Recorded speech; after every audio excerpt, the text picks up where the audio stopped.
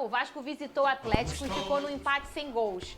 Olha, se eu sofri com o Botafogo ontem, eu vi o meu marido no último minuto gritando se tacando gol no chão. Depois de comemorar um gol e ver que não é e foi derretendo. Eu também comemorei. Cadê? O Vasco entrou em campo contra o Atlético Paranaense fora da zona de rebaixamento e foi o primeiro a levar perigo na partida com o Verratti. Mas o Atlético Paranaense começou a dominar a partida e o William Bigode acertou o travessão. Na sequência, Canóbio perdeu essa grande chance de frente com o goleiro. Já no segundo tempo, Peck começou levando perigo e Bento defendeu. Léo Jardim conseguiu realizar grande defesa nesse chute do Fernandinho de fora da área. No último lance, Praxedes recebeu uma grande chance na grande área e chutou para fora. Final, empate em 0-0. O Vasco segue fora da zona de rebaixamento e volta a campo nesta terça-feira, em São Januário, com um confronto direto contra o Corinthians. Um beijo aí pra Casimiro Miguel, todo mundo da Casa TV que transmitiu esse jogo. Ô, Pedrosa, nesse lance aí no final foi pra Chedes, né? Foi. O Peção tava na sala, ele levantou, gol! Começou a gritar palavrão. Quando ele viu que não foi, ele ajoelhou no chão, coitado. Eu tava Oh, no meu aniversário Deus. da minha avó de 83 anos, inclusive um beijo, dona Dolores, feliz aniversário. E assim, tinha muita gente atrás de mim porque eu levei meu tablet pra trabalhar, né, pra fazer a live depois. Tinha umas 15 cabeças assim, todo mundo levantou gritando gol, mas infelizmente Gostou do não Vasco? aconteceu. Gostei, eu acho que é um ponto importantíssimo. Frisar um dado aqui, o Vasco é o primeiro time do Campeonato Brasileiro a não tomar gols do Atlético Paranaense na Arena da Baixada. Então isso tem que ser muito respeitado e considerado. O Vasco está a 6 partidas sem perder, são 3 empates e 3 vitórias. É um time muito consistente, inclusive o Vasco é um dos 6 melhores times do segundo turno do Campeonato Brasileiro. Então isso tudo se deve a Ramon Dias. Já falei isso aqui. A melhor contratação do Vasco na temporada se chama Ramon Dias, que não só recuperou a confiança desses jogadores, e se o Vasco não for rebaixado, Fernanda, ele vai fazer algo que nenhum outro técnico na história do Campeonato Brasileiro conseguiu. O quê? Por conta do primeiro turno do Vasco. O Vasco termina o primeiro turno, se eu não me engano, com 14 pontos. Foram 14 pontos. 9 pontos foi quando ele chegou. Ah, tá. Só que aí termina o segundo turno, é se eu não me engano, verdade. 14, 15 pontos. Então, a recuperação que ele está tendo nunca foi vista nesse Campeonato Brasileiro. E eu acho que esses jogadores estão entendendo isso. Em relação à partida, foi um Vasco diferente, com 3 zagueiros, uma movimentação maior do Paulo Henrique nas pontas, do Lucas Pitol, Gabriel Peck e Verratti, um jogo de muita briga. O único ponto negativo que eu posso dizer assim é o fato do meio-campo. Eu acho que o meio-campo do Vasco tem caído de rendimento, principalmente o Paulinho. O Zé Gabriel também em outro aspecto, mas o Marlon Gomes fez uma belíssima partida e é justamente nisso que eu vou falar.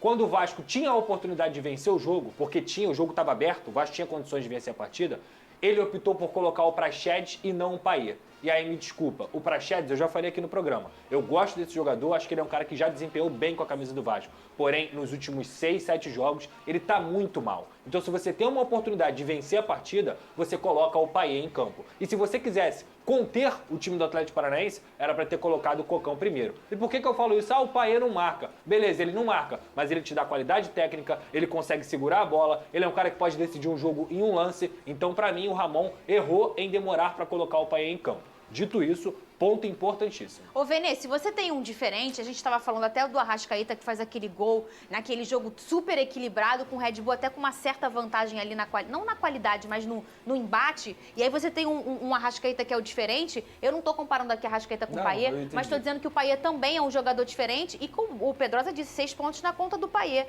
É um cara que pode achar uma bola ali, um negócio, pifar uma bola parada. Se eu tiver que definir o Payet, o Arrascaeta são jogadores decisivos. E de fato eu concordo com o Pedrosa. Eu ia até mencionar isso. Acho que o que eu tiver que lamentar do time do Vasco aí, porque você conquistar um ponto lá na Arena da Baixada é totalmente difícil, cara. Eu acho que esse ponto aí tem que ser comemorado sim pelo Vasco, mas eu acho que o Ramon de fato falhou nisso. Poderia ter botado o Payet anteriormente. Tanto é que quando o Payet entra, o time melhora. O time melhorou. Contra o Cruzeiro, o Payet entra, o Vasco empata. Isso aí não é coincidência. qualidade, não é, de né? fato, é um baita jogador e é um jogador que ele tem que jogar mais. Me estranha não ser titular. A verdade é essa, demora muito para entrar nas partidas.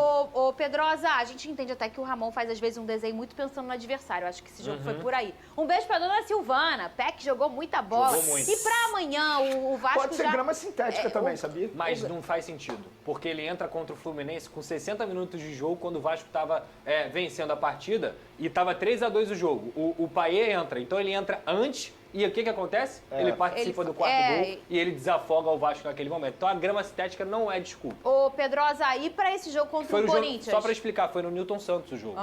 Por isso. Contra o Fluminense, que você contra o fala. Fluminense. E contra o Corinthians? Agora um final, confronto Fernanda. direto, né? Porque o Corinthians se colocou nessa situação, né? O Vasco, se vencer o Corinthians, ele não tem só a oportunidade de espantar de vez a zona do rebaixamento. Ele tem a oportunidade de ficar mais perto de uma vaga na Sul-Americana. A verdade é essa. Então, amanhã, o Vasco tem um tabu muito grande contra o Corinthians. Não vence o Corinthians, se eu não me engano, desde 2010. E isso é em São Januário. Isso é muito expressivo. Mas ao mesmo amanhã tempo, vem o Corinthians ou o Manchester City? tem isso, né? O Corinthians, ele vira o carrossel holandês em São Januário. Não, mas, cara, Pedrosa, hoje, encarar o Vasco em São Januário é a tarefa mais difícil do futebol brasileiro. Qual é o favorito Hoje, pro jogo? É o Vasco. É o Vasco. É o Vasco. E tem desfalque pra caramba, ô Pedrosa? Infelizmente. O Léo e o Maicon também tomaram os terceiros cartões amarelos. O Robson Bambu também tomou, então não ficam à disposição. E a dúvida do Vasco da Gama e o Medel, vai jogar ou não vai? A informação que eu tenho é que ele vai jogar. E aí tem que saber quem vai jogar do lado dele. Se é o Capasso, se é o Miranda. É uma escolha que o Ramon Dias vai ter que fazer. Eu falei outro dia aqui que o Medel tem um espírito de guinha azul, né? E o vascaíno vai me entender quando o guinha azul joga. Eu acho que uma final com o pé quebrado, não teve um negócio disso? Sim. Eu não duvido nada que esse homem vai aparecer jogando claro que o Medel. ele vai jogar. Você falou que o Capasso tá à disposição. Tá à disposição. Pô, Capasso, gente. Eu também prefiro assim, o Capasso. O jogo é uma final, a verdade é essa, é uma decisão. Foi um jogador que foi contratado custando alto.